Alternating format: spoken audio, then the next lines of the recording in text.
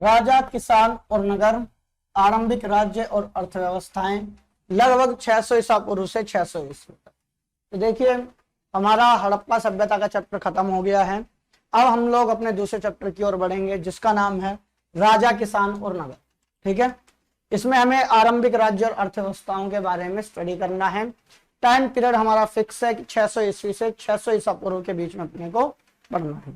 तो आज हम लोग अपने इस चैप्टर का ओवरव्यू लेंगे, जानेंगे कि हम लोग कौन कौन सी चीजें इस चैप्टर में पढ़ने वाले हैं।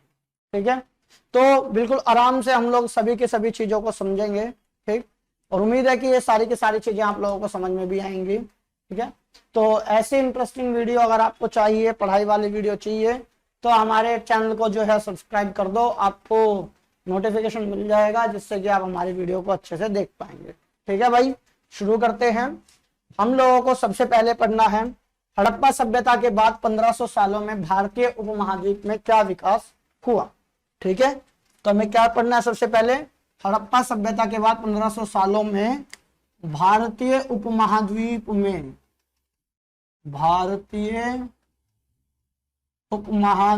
में क्या विकास हुआ। तो इस बात को समझने से पहले बच्चे जो हैं, जो भी इस वीडियो को देख रहे हैं, वो कमेंट करके बताओ कि भाई उपमहाद्वीप का मतलब क्या होता है। ठीक है, और नहीं बताओगे तो फिर भाई हम तो हैं ही बताने के लिए। ठीक, तो हमें सबसे पहले समझना है कि हड़प्पा सभ्यता के अंत के बाद 1500 सालों में भारतीय उपमहाद्वीप में क्या विकास हुआ। ठीक है, इसके बारे में समझना है। इसके बाद सेकंड टॉपिक हम लोग जानेंगे प्रिंसेप और पियदसी। ठीक है, तो सेकंड टॉपिक हमारा क्या रहेगा, प्रिंसेप और पियदसी।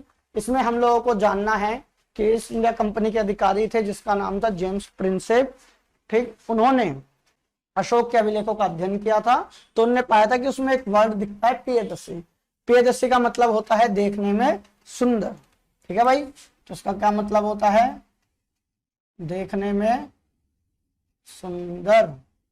तो इसके बारे में अपने को अध्ययन करना है। तो दो टॉपिक, सबसे पहले हड़प्पा सभ्यता के बाद 1500 सालों में भारतीय उपमहाद्वीप में क्या विकास हुआ, फिर प्रिंसेप कौन था और पियदसी का क्या मतलब है, इन सभी बातों को हम लोग समझेंगे।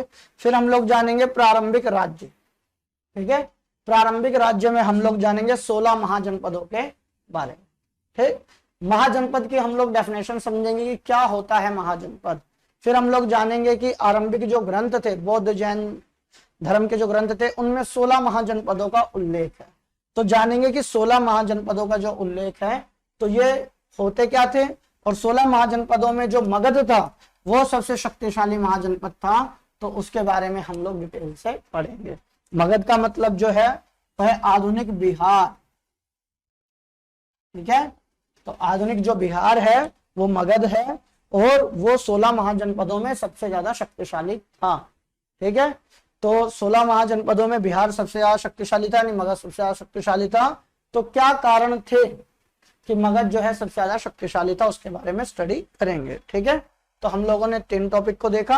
हड़प्पा सभ्यता के बाद 1500 सालों में क्या क्या विकास हुआ इसको देखेंगे, प्रिंसेप और पियदसी के बारे में जानेंगे, प्रारंभिक राज्य में 16 महाजनपद और 16 महाजनपदों में जो प्रथम मगध है उसके बारे में पढ़ेंगे। ठीक है, उसके बाद एक आरंभिक साम्राज्य के बारे में जानेंगे जो है मौर्य वंश। ठीक, तो मौर्य वंश के बारे में जानेंगे। आप लोगों ने चंद्रगुप्त मौर्य और सम्राट अशोक, इनका नाम सुना होगा। ठीक है, इन्हीं के बारे में हम लोगों को स्टडी करना है। सबसे पहले हम लोग जानेंगे मौर्य वंश के बारे में जानकारी प्राप्त करने के स्रोत, यानी हमें मौर्य वंश के बारे में कहां से पता चलता है, चंद्रगुप्त मौर्य, सम्राट अशोक के बारे में हमें कहां से पता चलता है। ठीक है, क्लियर है। तो सबसे पहले मौर्य वंश के बारे में जानकारी प्राप्त करने के स्रोतों को समझेंगे, फिर समझेंगे साम्राज्य का प्रशासन कैसे चलता था, सेना की गतिविधियां क्या होती थी, इन बातों को जानेंगे। ठीक, फिर जानेंगे मौर्य साम्राज्य कितना महत्वपूर्ण।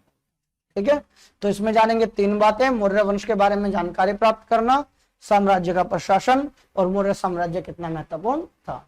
ठीक, उसके बाद हम लोग आगे बढ़ेंगे, राजधर्म के नवीन सिद्धांत, यानी हम दक्षिण भारत की ओर जाएंगे, तो दक्षिण भारत के राजा और सरदारों को समझेंगे।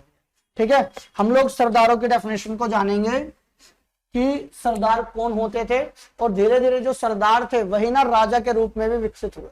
पहले सरदार थे, समझो छोटे राजा थे, फिर बाद में बने बड़े वाले राजा। ठीक है भाई।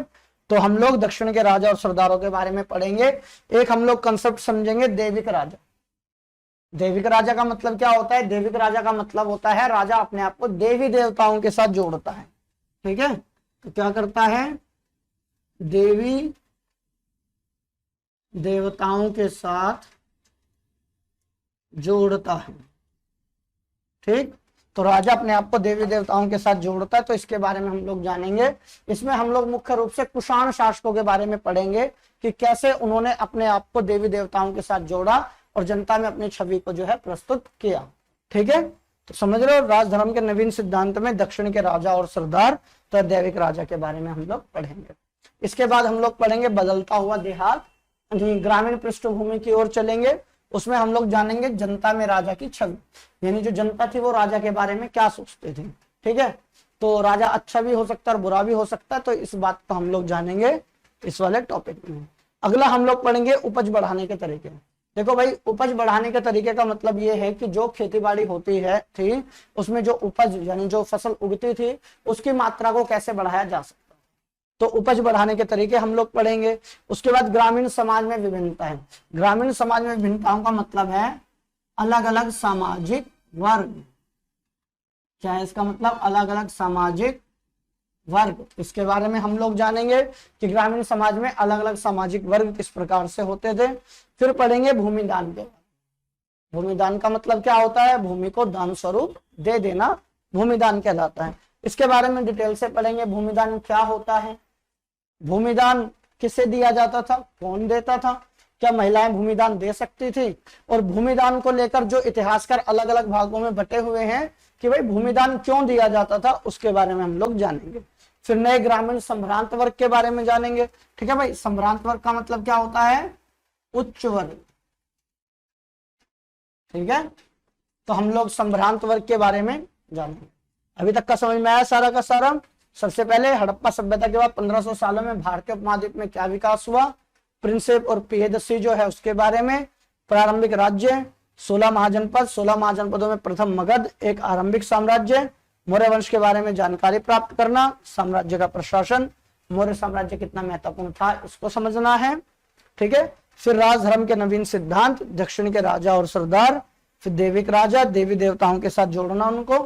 ठीक है, इसके बाद हम लोग बदलता हुआ देहात, जनता में राजा की छवि, उपज बढ़ाने के तरीके, ग्रामीण समाज में विभिन्नताएं, भूमिदान और नए ग्रामीण संभ्रांत। ठीक है, इसके बारे में समझेंगे। फिर जानेंगे नगर और व्यापार के बारे में, समझेंगे नगरीय जनसंख्या, संभ्रांत वर्ग और मुख्य रूप से शिल्पकारों के बारे में। ठीक है, इसमें हम लोग जानेंगे कि राजा और जो शासक वर्ग था वो शहरों में ही रहते। ठीक है, और हमें इनके बारे में ज्यादा से ज्यादा दानात्मक अभिलेखों से पता चलता है। दानात्मक अभिलेख कौन से? ऐसे अभिलेख जिसमें दान का ब्यौरा देखे। ठीक है, जानेंगे इस चीज को भी हम लोग। उसके बाद उपमहाद्वीप और उसके बाहर का व्यापार हम लोग समझेंगे कि भारत जो है उस समय पर यूरोप, मध्य व पश्चिम एशिया, चीन व दक्षिण पूर्वी एशिया, अगर हम सामान्य शब्दों में कहें तो भाई पूरी दुनिया के साथ भारत व्यापार करता है। तो भारत के व्यापार के बारे में समझने की कोशिश करेंगे, कुछ थोड़ा सा लिमिटेड पढ़ेंगे इसके बारे में कि किस प्रकार से भारत जो है इन देशों से व्यापार किया करता था, इन क्षेत्रों से व्यापार किया करता था। इसके बाद सिक्के और राजा जानेंगे। इंटरेस्टिंग टॉपिक है सिक्के और राजा। हम लोग ना सिक्कों के बारे में पढ़ेंगे, थोड़ा सा सिक्कों का इतिहास कि सबसे पहले सिक्के कौन से चले थे, सोने के सिक्के सबसे पहले किसने चलाए थे, फोटो वाले सिक्के सबसे पहले किसने चलाए थे, इस बात को जानेंगे। ठीक है, उसके बाद हम लोग जानेंगे कि 6वीं शताब्दी से पूर्व तक आते थे ना अपने देश में सोने के सिक्के नहीं मिल रहे थे। तो सोने के सिक्के नहीं मिल रहे थे तो इसके पीछे क्या कारण था कि क्यों नहीं मिल रहे थे। फिर अंत में हम लोग इसमें जानेंगे मुद्रा शास्त्र के बारे में कि सिक्कों का अध्ययन करना भाई मुद्रा शास्त्र कहलाता है। चलो ये भी लिख देता हूं, एक मुद्रा शास्त्र भी है।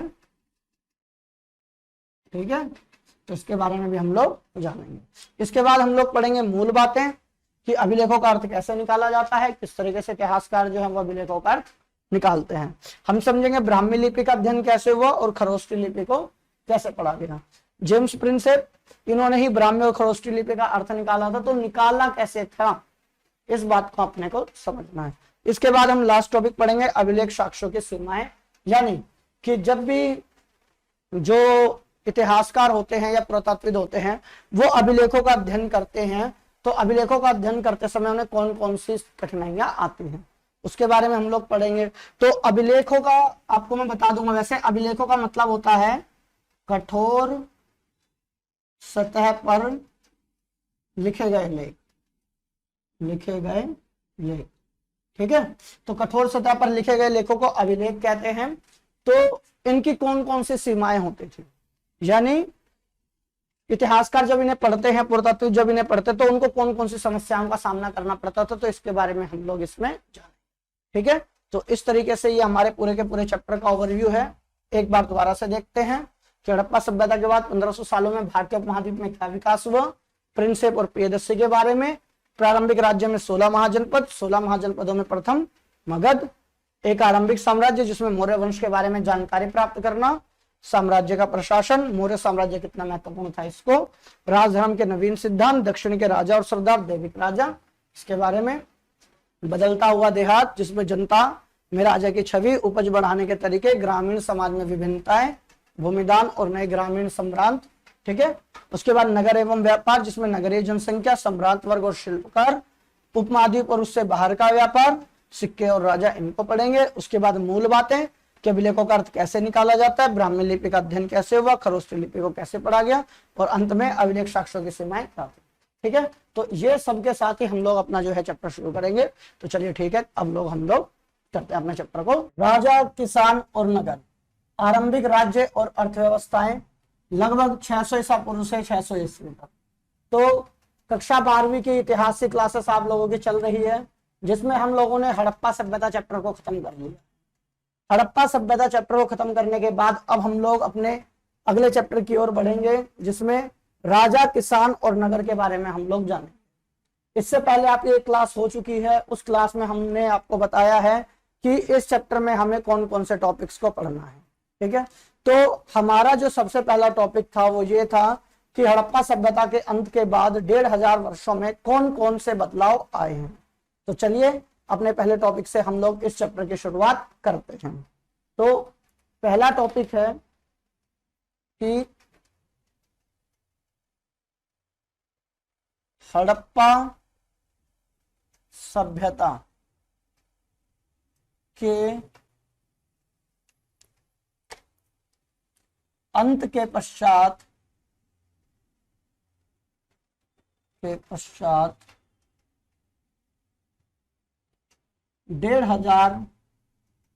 सालों में आए बदलाव, ठीक है।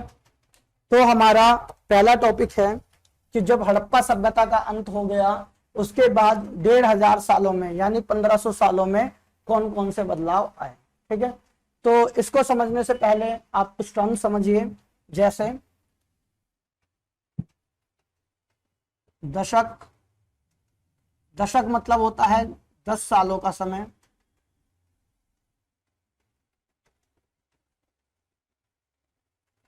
ठीक है। तो दशक क्या मतलब होता है, 10 सालों का समय।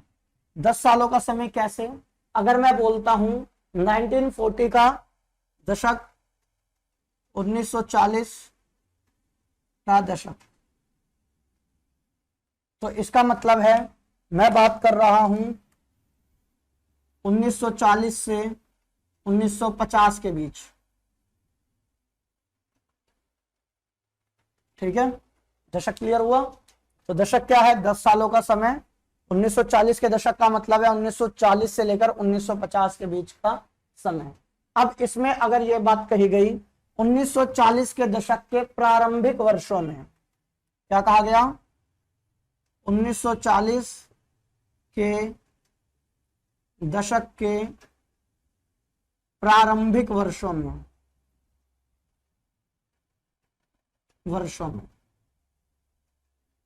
तो देखिए इसका क्या मतलब बनता है, अगर बोले 1940 के दशक के प्रारंभिक वर्षों में, यानी 1940 के प्रारंभ में हम लोग बात कर रहे हैं। प्रारंभ में कितना आ सकता है, आएगा 1940, 1941, 1942, 1943, ठीक है। तो इसे हम लोग क्या कह सकते हैं, 1940 के दशक के प्रारंभिक वर्ष भाई ये हैं, यानी शुरुआती वर्ष। तो आपसे एक ये वाली बात पूछी जा सकती है कि 1940 के दशक के प्रारंभिक वर्षों का मतलब क्या होता है, ये पूरा क्लियर होना चाहिए, समझ में आना चाहिए। यानी शुरू के दशक, वो प्रारंभिक की जगह आरंभिक भी बोल सकता है, शुरुआती भी बोल सकता है, तो आप लोगों को कहीं भी कंफ्यूज नहीं होना है, ठीक है। दूसरी चीज वो बोलेगा 1940 के दशक के मध्य में,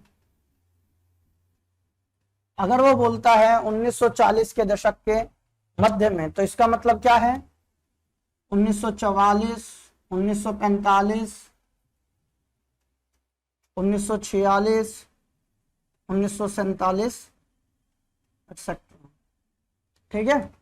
तो अगर हम लोग बात करें 1940 के दशक के मध्य की, तो 1944, 45, 46, 47 आदि ये आएगा, ठीक। अगली अगर हम बात करें 1940 के दशक के अंतिम वर्षों में,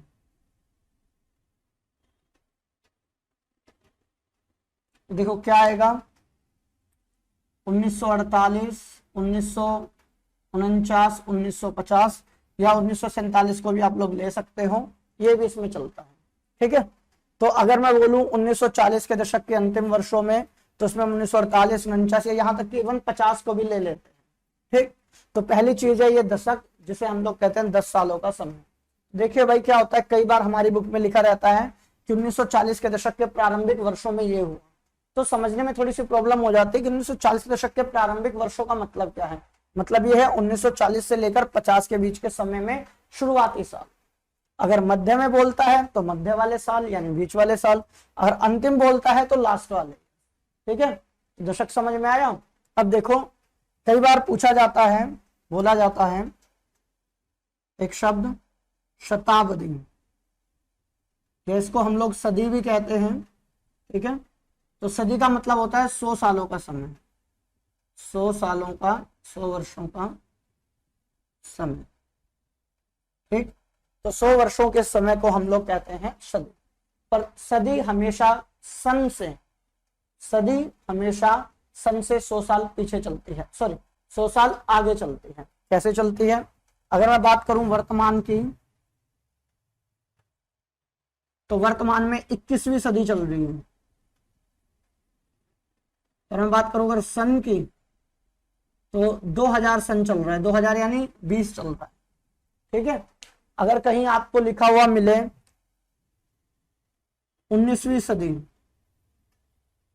तो आप तुरंत समझ जाना 19वीं सदी का मतलब है सन 1800, ठीक है। अगर आपको मिले कहीं लिखा हुआ 19वीं सदी, तो सन कौन सा होगा, 1800। क्लियर। इसमें भी ये बोला जा सकता है 19वीं सदी के प्रारंभिक वर्षों में, या बोल दे प्रारंभिक वर्ष बोल दे, या प्रारंभिक दशक बोल दे, तो उससे कोई भी प्रभाव होने वाला नहीं है। अगर बोल रहा है प्रारंभिक दशक, तो दशक का मतलब क्या है, हो सकता है 1810, 1820, 1830, 1840 तक मैक्सिमम। अगर प्रारंभिक वर्ष बोले तो 1801, 2, 3, 4 इस तरीके से हम लोग अनुमान लगा सकते हैं। अगर बोले 19वीं सदी के मध्य में, 19वीं सदी के मध्य का मतलब क्या, 1850 में, 60 में, एटलीस्ट 70 में, इसको हम लोग कहेंगे 19वीं सदी का मध्य। और बोले 19वीं सदी के अंतिम वर्षों में, तो 19वीं सदी में के अंतिम वर्षों का मतलब सीधा सा है कि 1870, 1880, 1890 इस तरीके से, ठीक है। तो ये सदी समझ में आई। बस एक बात ध्यान रखना, सदी और सन, सन हमेशा 100 साल पीछे चला जाता है, ठीक है। तो 21वीं सदी का मतलब है सन 2000, 19वीं सदी का मतलब है सन 1800, ठीक। अब हम लोग बात करते हैं एक और चीज की, जिसे हम कहते हैं सहस्राब्दी। देखो सहस्राब्दी का मतलब होता है 1000 वर्षों का समय।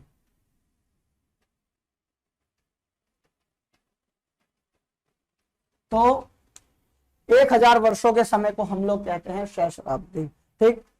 ऐसे पूछा जा सकता है प्रथम सहस्राब्दी ईसा पूर्व, तो प्रथम का मतलब पहली। देखो समझो इसे, अगर आपसे बोला गया प्रथम सहस्राब्दी ईसा पूर्व। इसका मतलब क्या है? देखो भाई, इसका मतलब क्लियर है। प्रथम यानी पहली, सहस्राब्दी यानी 1000, यानी पहले 1000 ईसा पूर्व, यानी ईसा के जन्म से जस्ट जो पहले 1000 साल थे वो। ठीक है, तो ये क्वेश्चन ऐसे भी बन सकता है कि हड़प्पा सभ्यता के अंत के बाद, यानी जो प्रथम सहस्राब्दी है तथा उसके अंदर 500 साल और जोड़ दें हम लोग, तब जाके हमें पता करना है कि कौन कौन से बदलाव उन सालों में आए हैं। ठीक है, यानी 1500 सालों में, यानी इसको हम लोग क्या क्या कह सकते हैं? 1.5 सहस्राब्दी हम लोग कह सकते हैं कि 1.5 सहस्राब्दी में कौन कौन से बदलाव आए थे। तो सहस्राब्दी का मतलब क्या होता है? सहस्राब्दी का मतलब होता है 1000 वर्षों का समय। ठीक है, तो क्लियर हुई ये सारी चीजें। हमने सबसे पहले दशक का मतलब जाना, यानी 10 सालों का समय, उसको पूरा क्लियर किया। 10 साल यानी अगर मैं बोलूं 1940 के दशक, तो 40 से 50 के बीच का समय। प्रारंभिक वर्ष बोलूं तो प्रारंभिक वर्ष, मध्य बोलूं तो उसके बीच में, अंतिम बोलूं तो लास्ट वाले ईयर। ठीक है, फिर हमने शताब्दी समझा। शताब्दी को हम सदी भी कहते हैं। इसका मतलब होता है 100 वर्षों का समय, और सदी हमेशा सन से 100 साल आगे चलती है। तो अगर मैं बोलूं 21वीं सदी तो मतलब सन 2000, 19वीं सदी तो सन 1800। सहस्राब्दी का मतलब होता है 1000 वर्षों का समय। अगर मैंने बोला प्रथम सहस्राब्दी ईसा पूर्व, तो इसका मतलब ईसा पूर्व से 1000 साल पहले। अगर मैं बोलूं प्रथम सहस्राब्दी ईस्वी, यानी ईसा के जन्म के बाद के जो 1000 साल हैं वो। ठीक है, तो ये बातें क्लियर हुई, समझ में आ गई होंगी सारी बातें। तो ये हड़प्पा सभ्यता के अंत के पश्चात 1500 सालों में क्या बदलाव आए वो नहीं है, वो हम अब लोग समझेंगे। ठीक, तो ये अगर क्लियर हो गया तो मैं इसको रफ कर देता हूँ। ठीक, अगर आपको स्क्रीनशॉट लेना है तो इसका स्क्रीनशॉट जितनी जल्दी हो सके ले लीजिए, फिर हम लोग अपने जो है इस चैप्टर पे आगे बढ़ेंगे। ठीक है,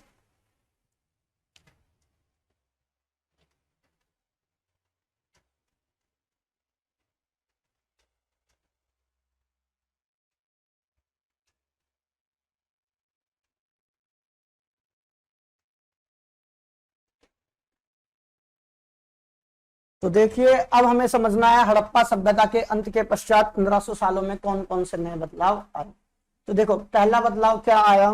जो पहला बदलाव था वो ये आया कि सिंधु नदी और उसकी उपनदियों के किनारे रहने वाले लोगों ने ऋग्वेद की रचना की। ठीक, क्या पहला बदलाव आया?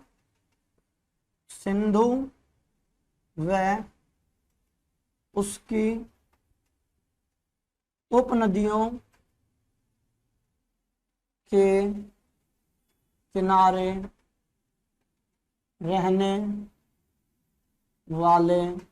वाले लोगों ने ऋग्वेद की रचना की। ठीक है, तो पहला जो बदलाव था वो ये आया कि सिंधु नदी व उसकी उपनदियों के किनारे रहने वाले लोगों ने ऋग्वेद की रचना की। ठीक, तो सबसे पहला बदलाव क्या था? ऋग्वेद की रचना हो। तो इसमें एक शब्द आया है जिसका नाम है उपनदी। देखो भाई, उपनदी किसे कहते हैं इस बात को समझो। उपनदी को हम लोग कहते हैं सहायक नदी। ठीक है, ज्योग्राफी में टर्म आता है सहायक नदी, यानी ऐसी छोटी नदी जो अन्य बड़ी नदी में आकर मिल जाती है उसे हम लोग कहते हैं सहायक। ठीक, तो ऐसी छोटी नदी जो बड़ी नदी में आकर मिल जाती है, नहीं आकर मिले, तो उसे हम लोग कहते हैं उपनदी, और इसी को हम लोग कहते हैं सहायक नदी। तो सहायक नदी क्या होती है? ऐसी छोटी नदी जो बड़ी नदी में आकर मिलती है उसे हम लोग कहते हैं सहायक नदी। तो सिंधु की सहायक नदियां कौन कौन सी है अगर हम लोग बात करें तो 5 प्रमुख सहायक नदियां हैं, जिसमें झेलम, रावी, चेनाब तथा सतलुज आदि। तो ये कुछ प्रमुख नदियां हैं, झेलम है, रावी है, चेनाब है, सतलुज है, ये सी कुछ प्रमुख सहायक नदियां हैं। तो हमने पहले पॉइंट में जाना है कि सिंधु व उसकी उपनदियों के किनारे रहने वाले लोगों ने ऋग्वेद की रचना की। उपनदी हमने जानी है, सहायक नदी को हम लोग कहते हैं उपनदी। ऐसी छोटी नदी जो बड़ी नदियों में आकर मिलती है उनको सहायक नदी कहते हैं। तो सिंधु की सहायक नदियां कौन कौन सी है? झेलम है, रावी है, चेनाब है, सतलुज है। ठीक है, तो ये सब जो है इसकी सहायक नदियां हैं। अब एक टर्म हो रहा है इसमें ऋग्वेद की रचना की। ठीक, तो हम लोग समझते हैं इसको, टर्म क्या है? ऋग्वेद।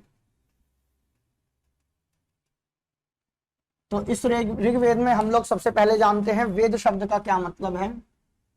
वेद, वेद शब्द का मतलब है, देखो ये बना है विद धातु से।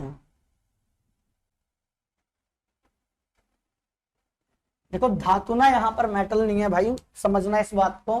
धातु का मतलब मेटल नहीं है। संस्कृत में जो धातु शब्द है उसका मतलब होता है क्रिया।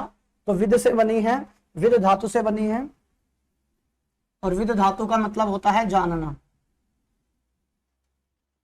तो वेद किससे बना है? विद धातु से। धातु मतलब क्रिया, तो विद धातु से बनी है और वेद का मतलब होता है जानना।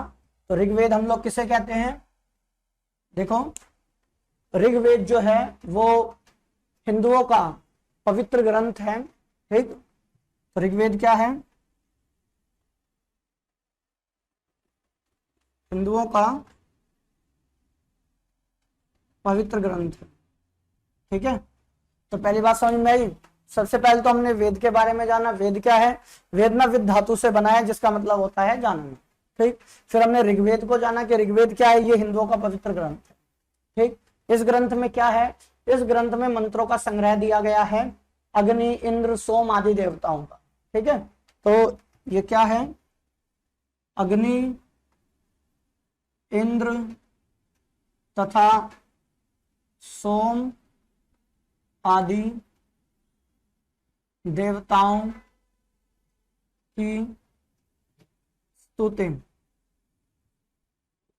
के लिए मंत्रों का संग्रह। ठीक है भाई, समझ में आया? ऋग्वेद क्या है? अग्नि, इंद्र तथा सोम आदि देवताओं की स्तुति के लिए मंत्रों का संग्रह है। तो यानी एक होली बुक है, एक पवित्र ग्रंथ है जिसमें अग्नि, इंद्र तथा सोम आदि यानी इन्हीं के जैसे और भी बहुत सारे देवताओं की स्तुति किस प्रकार की जाए, पूजा किस प्रकार की जाए, उनके लिए मंत्र दे रखे हैं। ठीक, तो ऋग्वेद हम लोगों ने जाना। ऋग्वेद क्या है? हमने उपनदी जानी। तो हम लोगों ने सबसे पहले जाना कि सिंधु नदी व उसकी सहायक नदियों के आसपास रहने वाले लोगों ने जो है ऋग्वेद की रचना की। इसमें हमने उपनदी को जाना, इसमें हमने ऋग्वेद को जाना। तो ये था पहला बदलाव। अब हम लोग बात करेंगे दूसरे बदलाव की। तो दूसरा बदलाव क्या था? देखो दूसरा बड़ा बदलाव आया था उत्तरी भारत, कर्नाटक व दक्कन भारत में। ठीक है, तो दूसरा बड़ा बदलाव आया था उत्तरी भारत, कर्नाटक व दक्कन भारत में। उत्तरी भारत आप समझते हो, कर्नाटक और दक्कन भारत भी आप लोग समझते हो। दक्कन भारत का मतलब है दक्षिण का वाला हिस्सा जहां पे दक्कन का पठार पाया जाता है। तो उत्तरी भारत, कर्नाटक व दक्कन भारत में नई कृषक बस्तियों का उदय। ठीक है, तो उत्तरी भारत, कर्नाटक व दक्कन भारत में नई कृषक बस्तियों का उदय हुआ था। कृषक हम लोग कहते हैं किसान को। किसान कहो, कृषक कहो, काश्तकार कहो, आसामी कहो, एक ही मतलब होता है। तो नई कृषक बस्तियों का उदय हुआ था उत्तरी भारत, कर्नाटक व दक्कन भारत में। ठीक, तो पहला बड़ा बदलाव क्या है? सिंधु व उसकी उपनदियों के किनारे रहने वाले लोगों ने ऋग्वेद की रचना की। ठीक, दूसरा बड़ा बदलाव क्या? उत्तरी भारत, कर्नाटक व दक्कन भारत में नई कृषक बस्तियों का उदय हुआ। ठीक, अब देखो तीसरा बड़ा बदलाव क्या है? तीसरा बड़ा बदलाव था दक्षिण भारत व दक्कन में नई चरवाहा बस्तियों के प्रमाण। ठीक है, तो दक्षिण भारत व दक्कन में नई चरवाहा बस्तियों के प्रमाण मिलते हैं। चरवाहा बस्तियां क्या है? ऐसे लोग जो अपना जीवन यापन पशुओं से को चराकर जीते हैं, यानी पशुओं के सहारे अपना जीवन यापन करते हैं, उसे कहते हैं चरवाहा। तो यानी उन चरवाहा लोगों की बस्तियों के प्रमाण अपने को देखने को मिलते हैं। तो 3 हम लोगों ने जाना कि हड़प्पा सभ्यता के अंत के पश्चात 1500 सालों में कौन कौन से बदलाव आए। पहला तो सिंधु व उसकी उपनदियों के किनारे रहने वाले लोगों ने ऋग्वेद की रचना की, जिसमें हमने उपनदी और ऋग्वेद की डेफिनेशन को समझा। दूसरा हमने जाना उत्तरी भारत, कर्नाटक व दक्षिण भारत में नई कृषक बस्तियों का उदय हुआ। कृषक मतलब किसान होता है। तीसरा दक्षिण भारत व दक्कन में नई चरवाहा बस्तियों के प्रमाण हमको देखने को मिलते हैं। चौथा बदलाव, नए अंतिम संस्कार के तरीके सामने आए। ठीक है, तो अगला जो बदलाव हुआ वो ये था कि नए अंतिम संस्कार के तरीके जो हैं वो सामने आए थे। नई तरीके से लोगों का जो अब है अंतिम संस्कार किया जा रहा था। पांचवा बदलाव, देखो पहले जब हमने हड़प्पा सभ्यता पढ़ी थी तो उसमें जाना था कब्रों के साथ वो सामान्य तौर पे चीजों को दफनाते थे, पर बहुमूल्य चीजें नहीं दफनाते थे। तो उस समय लोहे की कोई भी चीज अपने को देखने को नहीं मिलती, पर इस समय अपने को देखने को मिलता है कि कब्रों के साथ लोहे के औजार और लोहे के हथियार तक दफनाए जाते हैं। ठीक है, तो कब्रों में लोहे के औजार व हथियार दफनाए गए। क्लियर हुआ? तो देखो 5 अभी तक हम लोगों ने जाना। सिंधु की उपनदियों के किनारे रहने वाले लोगों ने ऋग्वेद की रचना की। ठीक, उत्तरी भारत, कर्नाटक, दक्षिण भारत में नई कृषक बस्तियों का उदय। उत्तर भारत में दक्कन में नई चरवाहा बस्तियों के प्रमाण। नए अंतिम संस्कार के तरीके। कब्रों में लोहे के औजार व हथियारों को दफनाया गया। ठीक, हम लोग बात करते हैं अपने छठे पॉइंट की। तो छठा पॉइंट देखो भाई, यही वो समय था जिस समय नए राज्यों का, यानी आरंभिक राज्यों का, नए नगरों का, नए रजवाड़ों का, नए साम्राज्यों का उदय हो रहा था। ठीक, देखो भाई सब कुछ नया नया बन रहा था। नए राज्य, नए साम्राज्य, ठीक, तथा नए नगरों का उदय हो रहा था।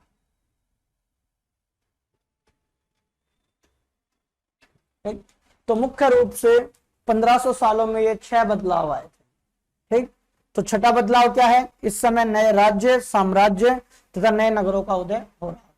अब एक बार इन सभी को हम लोग समराइज करते हैं। तो सबसे पहले हम लोगों ने जाना सिंधु व उसकी उपनदियों के किनारे रहने वाले लोगों ने ऋग्वेद की रचना की। उपनदी का मतलब होता है सहायक नदी, यानी ऐसी छोटी नदी जो बड़ी नदी में आकर मिलती हो। और सिंधु की सहायक नदियां झेलम, रावी, चेनाब, सतलुज आदि हैं। फिर हमने ऋग्वेद को जाना कि वेद बना है विद धातु से, जिसका मतलब होता है जानना। ऋग्वेद हिंदुओं का पवित्र ग्रंथ है, जिसमें अग्नि, इंद्र तथा सोम आदि देवताओं की स्तुति के लिए मंत्र दिए गए।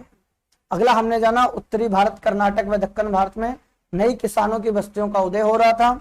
दक्षिण भारत व दक्कन में नई चरवाहा बस्तियों के प्रमाण मिल रहे थे। नए अंतिम संस्कार के तरीके सामने आ रहे थे। अब कब्रों में लोहे के औजार व हथियार दफनाए जा रहे थे।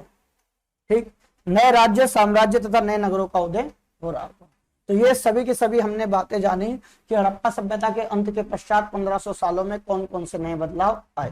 ठीक, अब हम लोग बढ़ते हैं आगे और अपने अगले टॉपिक को समझते हैं। तो अब हमारा अगला टॉपिक है अभिलेख। ठीक है, अभिलेख किसे कहते हैं? देखो अभिलेख एक प्रकार का लेख ही है। लेख यानी लिखावट, एक तरह से लिखा हुआ प्रमाण है। तो अभिलेख किसे कहते हैं? कठोर सतह पर लिखे गए लेखों को अभिलेख कहते हैं। ठीक है भाई, कठोर सतह पर लिखे गए लेख। ठीक, तो कठोर सतह पर लिखे गए लेखों को हम लोग क्या कहते हैं? अभिलेख। अब ये कठोर सतह में कौन कौन सी सतह हो सकती है? किसी धातु पर लिखे गए लेख, पत्थर पर लिखे गए लेख, या पक्की मिट्टी पर लिखे गए लेख। ठीक है, तो अभिलेख किसे कहते हैं? कठोर सतह पर लिखे गए लेखों को अभिलेख कहते हैं। ठीक, अभिलेख के लिए कठोर सतह कौन कौन सी हो सकती है? धातु पे लिखे जा सकते हैं, पत्थरों पे लिखे जा सकते हैं, पकी हुई मिट्टी पे लिखे जा सकते हैं। अब प्रश्न ये बनता है कि अभिलेख लिखवाते कौन थे? तो देखो सामान्य सी बात है भाई, सामान्य जनता तो अभिलेख लिखवाएगी नहीं। आमतौर पर शक्तिशाली लोग, राजा, गृहपति, यानी शक्तिशाली लोग, चाहे वो राजा हो वो भी शक्तिशाली है, गृहपति हो वो भी शक्तिशाली है, जो धनवान व्यक्ति है वो भी शक्तिशाली है। तो आमतौर पर शक्तिशाली लोग इसे लिखवाते थे।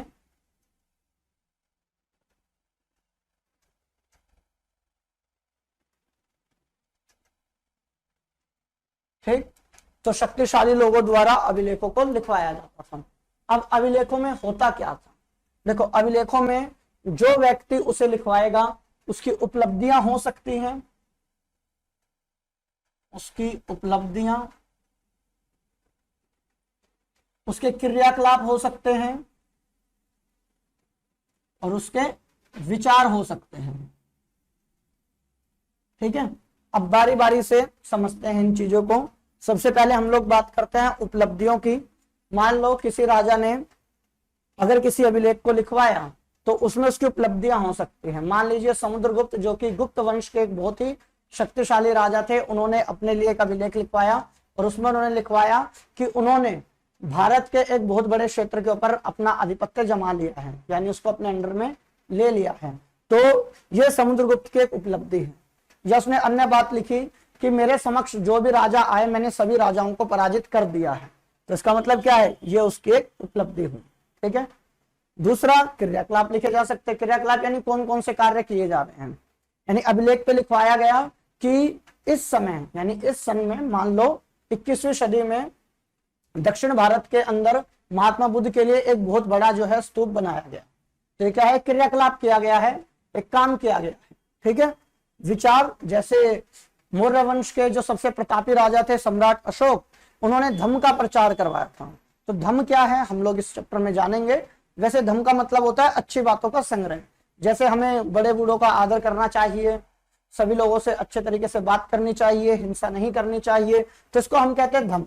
तो अशोक ने धम्म के विचार का प्रचार प्रसार करवाया था। तो अभिलेखों को शक्तिशाली लोग लिखवाते थे, इसमें इनकी उपलब्धियां, क्रियाकलाप व विचार हो सकते थे। ठीक है, तो हमने क्या क्या जाना?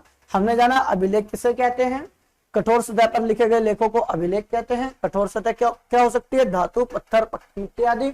लिखवाता कौन था? शक्तिशाली लोग। भाई शक्तिशाली लोग में राजा, गृहपति, धनवान व्यक्ति आएंगे और ये लोग क्या लिखवाते थे? अपनी उपलब्धियां, क्रियाकलाप और अपने विचार इन अभिलेखों में लिखवाते थे। ठीक है, चलिए तो अब बढ़ते हैं हम लोग आगे।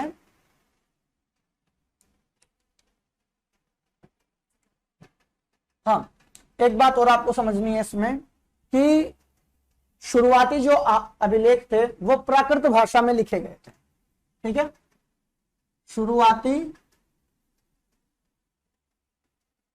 अभिलेख प्राकृत भाषा में लिखे गए।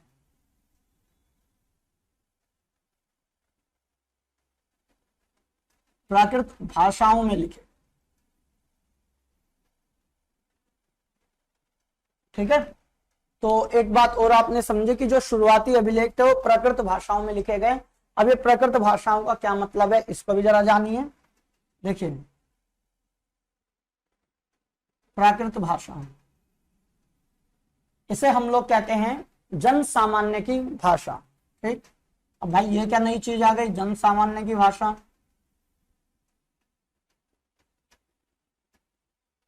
तो देखिए, वो भाषा जो आम लोग बोलते हैं उसे हम लोग कहते हैं प्राकृत भाषा। जन सामान्य यानी आम।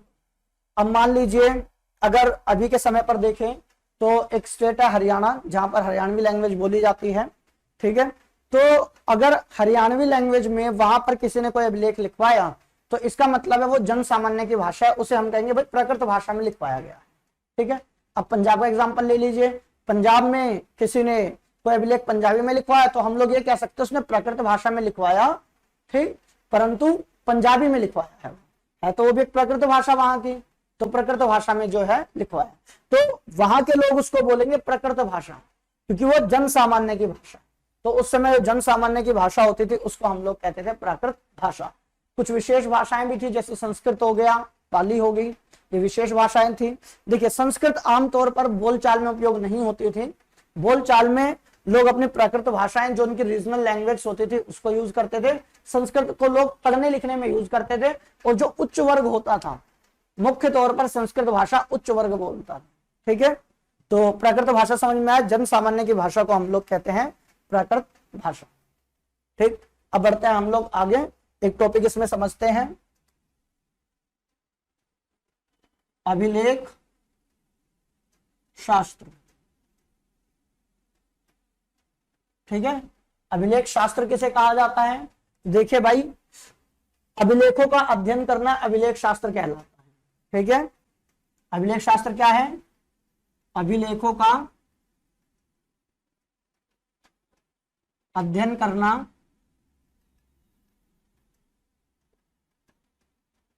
तो अभिलेखों का अध्ययन करना अभिलेख शास्त्र कहलाता है, और जो बंदा अभिलेखों का अध्ययन करता है उसे अभिलेख शास्त्री कहते हैं।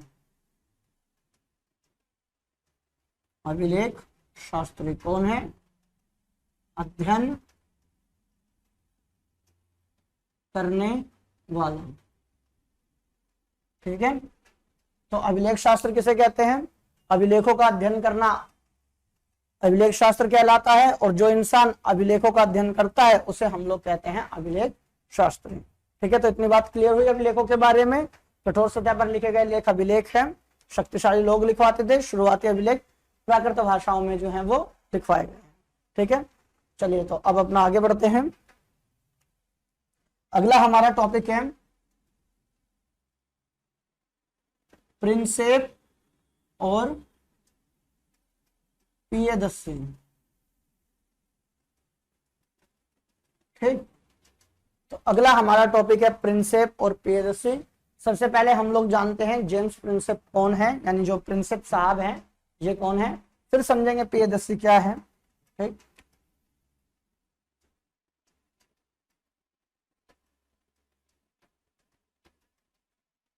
देखिए जेम्स प्रिंसेप जो है वो ईस्ट इंडिया कंपनी के एक अधिकारी हैं। ठीक है, तो कौन है? East India company, EIC, east India company के एक अधिकारी।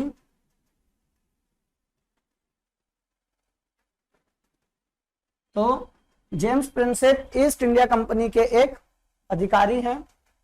इन्होंने 1830 के दशक में 1830 के दशक में, ठीक है भाई, इन्होंने 1830 के दशक में, अब समझ जाओ 1830 के दशक का मतलब क्या है, 1830 से लेकर 1840 के बीच। तो 1830 के दशक में इन्होंने ब्राह्मी और खरोष्टी लिपि का अर्थ निकाला।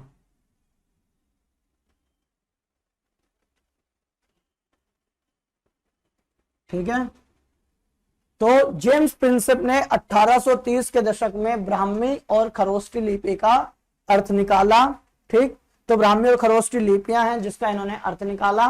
तो ये इंपॉर्टेंस क्यों रखता है अपनी? ये इंपॉर्टेंस इसलिए रखता है क्योंकि भारत के अंदर जो शुरुआती अभिलेख लिखे गए थे वो ब्राह्मी और खरोष्टी लिपि में ही लिखे गए। ठीक है, तो शुरुआती अभिलेख इसी लिपि में लिखे गए।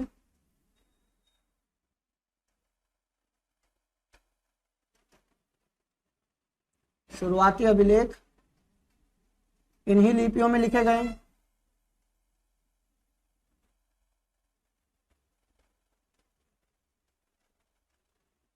ठीक, तो जेम्स प्रिंसेप एक ऐसे इंसान हैं, एक ऐसे अंग्रेज अधिकारी हैं जिन्होंने ब्राह्मी और खरोष्टी लिपियों का अर्थ निकाला था।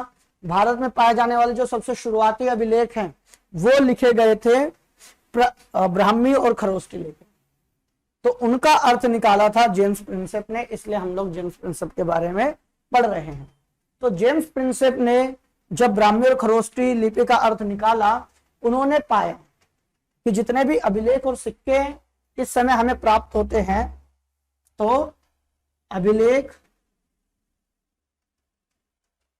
व सिक्के इन्होंने पाया कि जितने भी अभिलेख व सिक्के हमको प्राप्त होते हैं उसमें एक चीज इनको देखने को मिलती है, एक नाम मिलता है जो है पियदस्सी,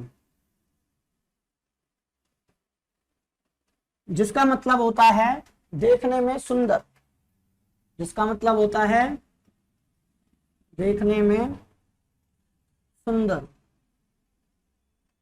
यह शब्द बार बार उपयोग किया गया, ठीक है। तो जब इन्होंने ब्राह्मी और खरोष्टी लिपि का अध्ययन किया तब इन्होंने पाया कि अभिलेखों और सिक्कों पर पियदस्सी शब्द बार बार आ रहा है, ठीक, जिसका मतलब होता है देखने में सुंदर।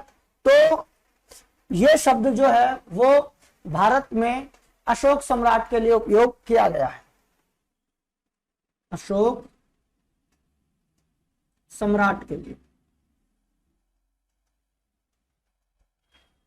ठीक है। तो बात समझ में आई। तो जेम्स प्रिंसेप समझ में आया आपको, और पियदस्सी समझ में आया कि James Prinsep east India company का एक अधिकारी है जो 1830 के दशक में, जिसने 1830 के दशक में ब्राह्मी और खरोष्टी लिपि का अर्थ निकाला था। तो इनकी इंपॉर्टेंस इसलिए है क्योंकि भाई शुरुआती जो अभिलेख लिखे गए थे उसमें ब्राह्मी और खरोष्टी लिपियों का ही जो है उसी के द्वारा उसको लिखा गया था। और जब शुरुआती अभिलेख और सिक्कों का अध्ययन किया गया तो उसमें एक शब्द पाया गया जो है पियदस्सी। पियदस्सी का मतलब होता है देखने में सुंदर, ठीक। और ये शब्द जो है वो अशोक सम्राट के लिए उपयोग में लाया गया था, ठीक है। तो इतनी बात आई समझ में। चलिए तो अब हम लोग बढ़ते हैं आगे और अपने चैप्टर को आगे बढ़ाते हैं। तो अभी तक हम लोगों ने क्या पढ़ा? अभी तक हमने अपने इस चैप्टर में जाना कि हड़प्पा सभ्यता के अंत के पश्चात 1500 सालों में कौन कौन से बदलाव आए। चलिए आगे नहीं, आज अपने इस वीडियो को यहीं पे हम लोग एंड करते हैं और अब अपना रिवाइज करते हैं कि हमने क्या क्या बातें जानी। तो सबसे पहले हम लोगों ने जाना कि हड़प्पा सभ्यता के अंत के पश्चात 1500 सालों में कौन कौन से बदलाव आए, जिसमें हमने जाना सिंधु और उसकी उपनदियों के किनारे रहने वाले लोगों ने ऋग्वेद की रचना की। दूसरी बात हम लोगों ने जानी उत्तरी भारत, कर्नाटक व दक्कन भारत में नई कृषक बस्तियां सामने आई। तीसरी बात दक्षिण भारत व दक्कन में नई चरवाहा बस्तियों के प्रमाण मिले। चौथी बात नए अंतिम संस्कार के तरीके सामने आए। पांचवी बात कब्रों में लोहे के औजार व हथियार दफनाए गए। छठी बात नए राज्य, साम्राज्य तथा नए नगरों का उदय हुआ, ठीक। तो ये बात हम लोगों ने जाना। इसके बाद हम लोगों ने क्या समझा? हम लोगों ने जाना कि अभिलेख किसे कहते हैं। तो कठोर सतह पर लिखे गए लेखों को अभिलेख कहते हैं। कठोर सतह मतलब धातु, पत्थर, पकी मिट्टी ये हो सकती है। हमने जाना कौन लिखवाता था, शक्तिशाली लोग लिखवाते थे। क्या लिखवाते थे? उपलब्धियां, क्रियाकलाप और विचार लिखवाते थे। किन भाषाओं में? प्राकृत भाषा। प्राकृत कौन सी? जन सामान्य की भाषा। फिर हमने जाना अभिलेख शास्त्र क्या है, अभिलेखों का अध्ययन करना। अभिलेख शास्त्री कौन है? वो बंदा जो अभिलेखों का अध्ययन कर रहा है, ठीक है। इसके बाद हम लोगों ने जाना प्रिंसेप और पियदस्सी को। जेम्स प्रिंसेप कौन है? ये ईस्ट इंडिया कंपनी के अधिकारी हैं जिन्होंने ब्राह्मी और खरोष्टी लिपि का अर्थ निकाला, क्योंकि शुरुआती अभिलेखों में इन्हीं लिपियों का उपयोग किया गया था, ठीक। इसलिए इसको पढ़ा और उन्होंने पाया पियदस्सी शब्द बार बार आ रहा है, जिसका मतलब होता है देखने में सुंदर, और ये अशोक सम्राट के लिए उपयोग में लाया गया है, ठीक है। तो उम्मीद है कि आप लोगों को ये वीडियो समझ में आ गई होगी, ठीक। तो इसको समझिए और अपने पेपर की अच्छे तरीके से तैयारी करते रहिए, हिस्ट्री को अच्छे तरीके से पढ़ते रहिए। अब हम लोग मिलते हैं अपने नेक्स्ट वीडियो में।